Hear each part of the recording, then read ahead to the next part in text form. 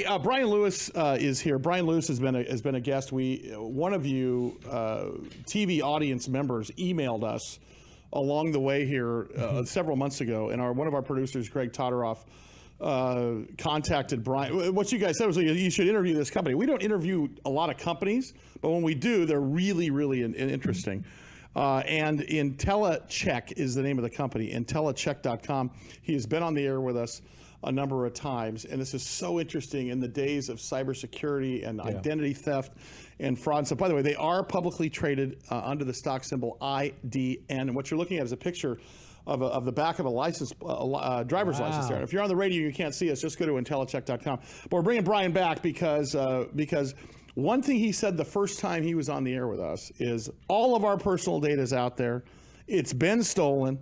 It's available for sale, and it's cheap. Bryan, is that it's not a matter of if, it's a matter of when, right? That's exactly how I feel about it. And I know it's going to happen to me. My data was in 5 package sales so far this year. So it's going to happen. And the best thing is the banks and the retailers can stop a good portion of it by authenticating people before. First of all, how do you know when you say it was out in 5 different incidents or packets, as you call them how do you know that? Some of the credit monitoring services will tell you that. So you can sign up and you'll get notifications on things. And, one of the things, given my profession, I like to follow is how often data is being sold. So when I say packages, what happens is the crooks, they buy the different data sets that have been sold and they form a more complete you. Then it makes it more valuable when they sell it. So they'll put together, it might have been your social security number was stolen over here, your income driver's over license over here, insurance they put it all together. Do they go after, do they look at a bank account amount before they start tapping in like, this guy's only got $80, this guy's got 800,000? Yeah, do they look in, is it based upon zip code or is it bank balance or whatever? No, because one of the big things that happens is kids' identities are stolen. Yeah. So and if they're going to walk in and just get the minimum amount of credit, they can do that and still walk out of the store with a significant purchase. Most places will give you $1,000, and that buys a lot of merchandise that the crooks can then go monetize. Yeah. So one of the things that I want to know, which is interesting, is this, why wouldn't they hit like American Express Platinum card holders or Wells Fargo private client banking service holders? Are they, or is it just a matter of sweeping the whole net and getting as much crap as they can? It's basically that, sweeping the net. They go out and they buy all your information. They then, and they buy your credit report and other things. So now they know how to go shopping. They know every store that you have a credit card in, and they would know the ones that you don't. Where you don't, they go in and they open up new credit in your name. And where you do, they walk in and say, oh, I forgot my credit card. And I do that all the time. And the only thing they ask me for is the last 4 digits of my social security number. And the whole number costs $1 on the dark web. And so proof of ID. I only try to do that, by the way, Bryan, when I'm on a date.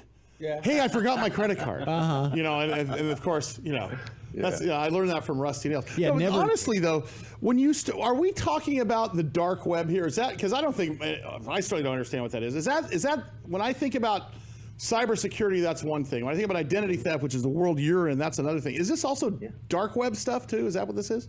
Yeah, that's where this is being sold. So basically the dark web's the unindexed part of the web. If you know how to get around it, you can, and you find the places that are selling this stuff. Wow. Now the places that are selling the fake licenses, they're on the public web. You can just go search for them, and they all advertise that every license they sell will pass the backlight test, will be able to be scanned, because they do make it scanned, but that doesn't mean it's authentic. I can't. And that, which, by the way, is what Intellicheck does. It makes it so that when law enforcement is looking at a license or even a credit card, their Intellicheck software can validate the real versus the not real, which you cannot do with the naked eye. It's like telling us cubic zirconia from a diamond. Right? I would. Impossible. No. Stay right there. Oh, man. Are we done? Are we still? Oh, we're still on the way. I'm sorry. So I still have. See, well, good. So here's my question. There's a tease. When it comes to identity theft and identity fraud, you mentioned the first time I was on the air with you that we're just scratching the surface. Is that still the case, or are we getting any better at this? You know, what I will say is we have more and more retailers that are coming on board, which are, you know, they're looking out for the interests of not only themselves and their customers, but also their non-customers whose identities are being stolen. So we added, you know, probably about 5,000 more retail locations in the last quarter that now if somebody goes in to look for credit, they're going to authenticate it. And, you know, as I've said, we're stopping a fraudulent transaction from occurring about every 90 seconds. Yeah. So this is a very common problem. You know, the other thing I want to talk about also is the age-restricted products. You know, so Russ and I own a couple of millennials, but we all know there was some shenanigans going on over the last 6 years. That's where I learned the term handle. Yeah, exactly. So I did too. I didn't know what a handle was until my 16-year-old told me. I read her text like, oh, what the hell? So underage easily gets fake IDs. That's a problem. You guys solve that, don't you? Yeah, it's the same. We've got you know, on your mobile phone, bar owners and vaping store owners can download the app and immediately scan a license. You know, we've got concert promoters that do it, and in the short concert season, summer concert season, they'll confiscate over 6,000 IDs. So it is a big problem, you know, because over 10% of all the alcohol consumed in the U.S. is consumed out of this TV studio. 11 to 20. I can believe that.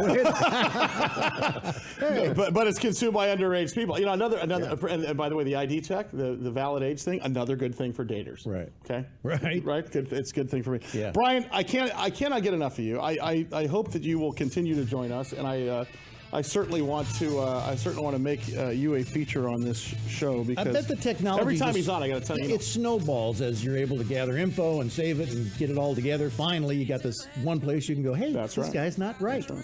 Tom Del Vaccaro, the author of The Divided Era, is going to join us in just a second. It's the Big Biz Show. BigBizShow.com. Rusty Nails, Sully. Coming up. Stand by. Kicks, now you don't need the money when you look like that, do you, honey?